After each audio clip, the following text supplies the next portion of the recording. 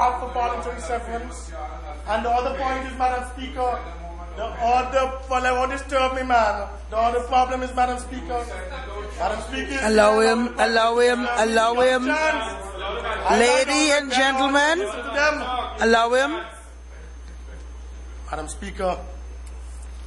Madam Speaker, I'm saying to the people of this country that hard times are about to come. You're inflicting pain and suffering on the people of this country. And you're going to send home people.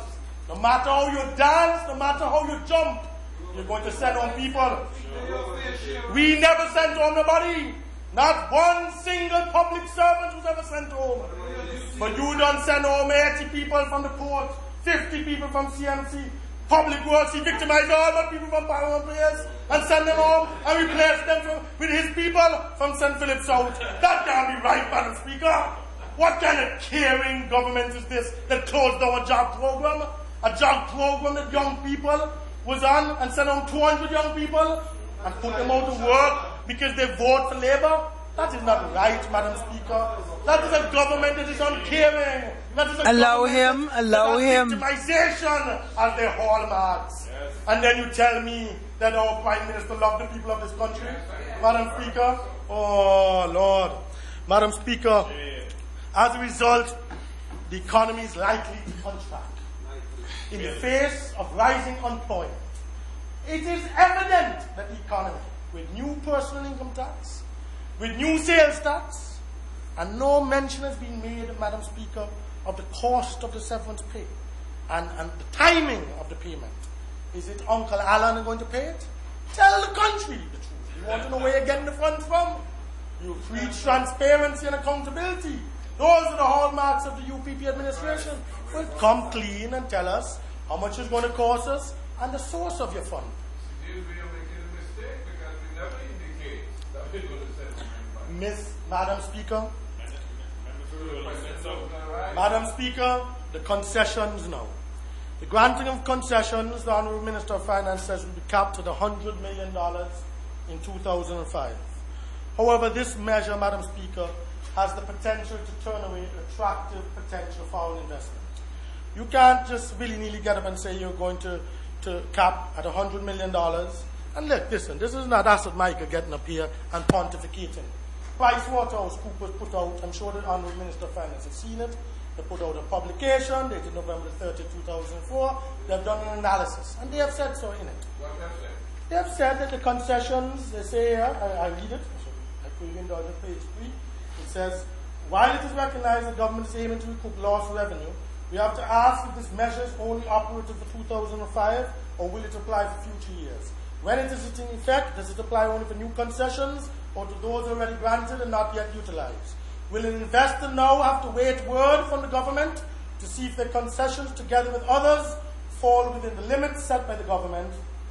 This is especially relevant in the context of government's mandate for the revalidation of concessions granted prior to April 1st, 2004. And in addition, Madam Speaker, setting a cap on the concessions can turn away.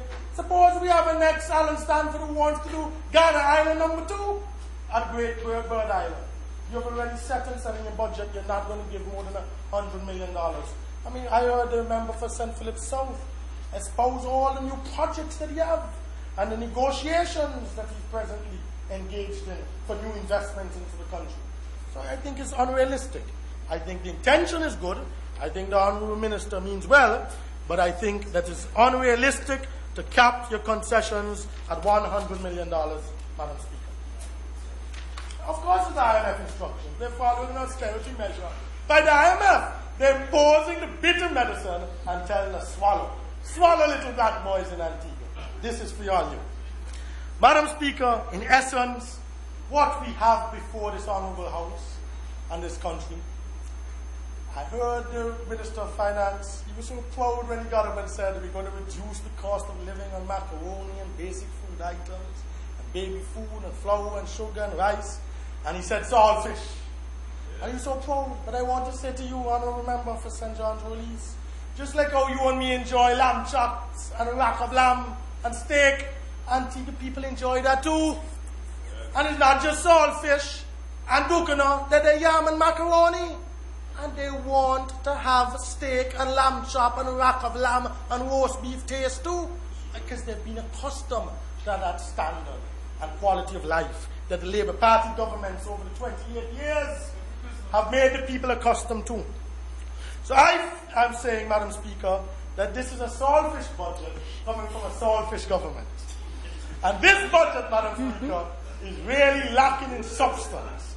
It is lacking in the real reasons to address the fiscal imbalance that has so successfully been portrayed by the UPP, and it is being used so deceitfully by the UPP to frighten the people of Antigua and Barbuda, to frighten you that there's gloom and doom and the country's bankrupt. And this budget, Madam Speaker, it has been dried, it has been cured, and it has been packaged by my learned friend, the Honourable Minister of Finance. So well presented to this Honourable House. But, Madam Speaker, it has been presented in a manner to deceive the people of Antigua and Barbuda. Madam Speaker, the UPP packaging conceals this budget lack of substance, of creativity. Go out and grow the economy. It's long time you should have go and reach out to Uncle Alan and tell him, Daddy Stanford, come, we want you. You took 8 months too long to do that. 8 months too long, Madam Speaker. But the most shameful thing, in my humble view, in this budget is the capitulation, Madam Speaker, of this country and this government, by this saltfish government, to the taxing authorities of the wealthy, industrial, imperialist countries of Europe and North America, where they're reversing our whole tax-free status that we have enjoyed, and no single act of capitulation by any government have ever disgraced a country and a people so much like what you all are seeking to do. In the international finance market, we are no longer competitive, except for the Economist magazine, who has praised you. But this reversal of 28 years of a tax-free jurisdiction, where we were so competitive, Madam Speaker, the wealthy states of Europe and North America over the years pressed previous Byrd administrations. They pressed VC Byrd and Lester Byrd to reintroduce personal income tax, and they refused to do it. We resisted manfully, Madam Speaker. But yet this UPP saltfish government, they have succumbed to those wealthy imperialist states, to the IMF, to those powerful international organizations. Madam Speaker, the truth is that tax-free jurisdictions like Antigua and Barbuda have been dubbed by the OECD as harmful tax jurisdictions, as harmful tax competition. They want to kill our offshore industry, our gaming industry, our offshore banking and trust industry. And the Honourable Minister of Finance knows this. They want to end our income tax era, so we will no longer be competitive with jurisdictions like the Isle of Man, like Guernsey, like Jersey, like the BVI, which are still dependents of Great Britain. They do not want us to compete with those jurisdictions, Madam Speaker. The Byrd administrations never ever yielded, Madam Speaker.